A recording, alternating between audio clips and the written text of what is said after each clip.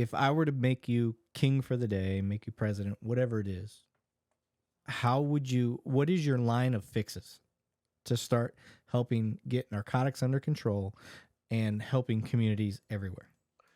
Well, I think at the national perspective, and I've heard some other big names. Dan Crenshaw's a big proponent of this, but The pirate is seal. yeah, yeah, that's right.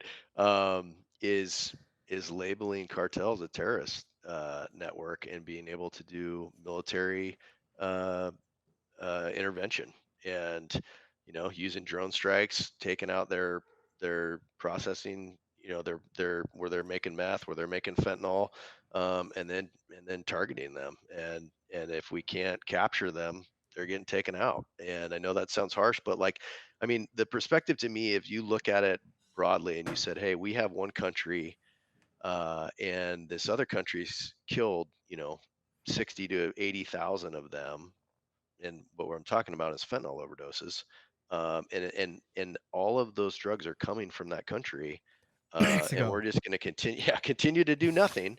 Um, like that's insanity to me. And so, like, and General Joe Public out there probably thinks that that's an extreme thing to do, but it's like, hey, if you look at the cartel culture and how they deal with their rivals, the only thing that works is violence. And sometimes violence is the answer. People don't want to hear that, but sometimes violence is the answer. And Our nation is based on that. yeah, and it's spilling over already on the Sorry. borders. Cartels are battling in the streets. There's been victims that are innocents that are getting caught up into that or catch a stray bullet, and innocents are being killed. But that I think is the biggest thing is military intervention, and naming these cartels terrorist cells, and then I think securing the border, finishing the wall, making it more difficult. Now there's always been Oh, you ingenuity. Trumper. I know, right? Crazy. But I've flown it. I've seen the gaps, and I've seen how easy it is to get across. And it's like, hey, we're financing border security in Ukraine. Why can't we do it in the United States of Yeah. America? Guys Again, like it's Matt it's Thomas. racist. Matt Yeah, Thomas wrote that book and he came on and talked exactly about the problems they're facing in Arizona.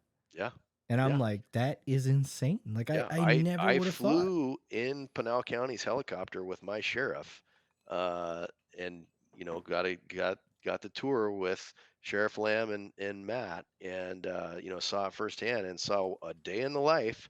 And I mean, we captured 17 folks coming across the border that day, and I mean that was just in like 3 hours of flight time. Like it's crazy. And so I think nationally those are two of the big things, and then I think getting the proper funding for state and locals to have the resources and the technology that we need to make these cases. Because again, I said, like, our in Washington State, our only funding that we have for these task forces is federal, and it's up to each head of their police agency or sheriff to say, hey, we're going to put time, resources, and investment into those positions to put a body in a task force, and that comes out of their own budget. None of that's being supplemented. So if we could truly fund task forces and fund those positions, and have you know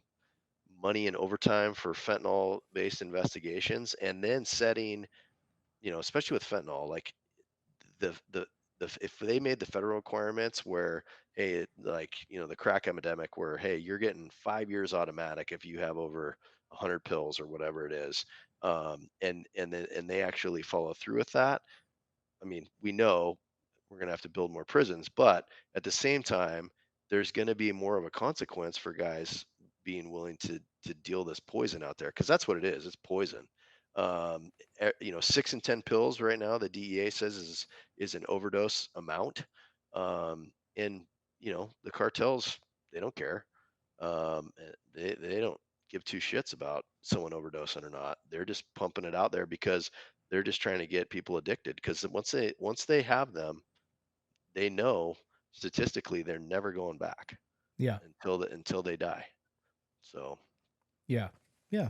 I like that plan. I'm not against that. I don't see any holes in that logic, based on my experience. So, um, all right.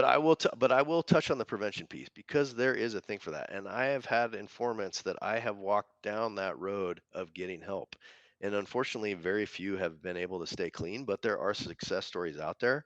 But like I know right now that one of the difficulties for our community is actually getting someone a bed to get into rehab. And so the reality is they hit rock bottom, they say, "Hey, I want to go." And then it's like, all right, check back in 60 days. Well, what's going to happen in 60 days? They're going to continue to use, and chances are they're never going to come back. So we have to have a system in place where if someone wants to go, we can immediately get them the help that they need and get them out of that situation. Because my experience has been you if they stay in the area and they're around the same amount of friends, and especially if they go to court appointed rehab, all that is a networking for other drug addicts to get together and figure out more drug dealers they can get drugs from. They have to be totally removed away from the area, and essentially start over with new friends that aren't going to drag them back down into that lifestyle. And it's not easy. It's complicated, and I get that. But there is a way that we can set that up, if we had the funding and, essentially the locations to send those people. But right now, um, we have a behavioral health unit that's integrated into our sheriff's office, and those folks come out on calls with us, and then they're the ones that I'm, basically, if someone needs help or needs resources, I send them their way. And then that's their frustration, is like, hey, I have somebody that wants help, I got nowhere to send them, there's no beds available. So that needs to be fixed as well.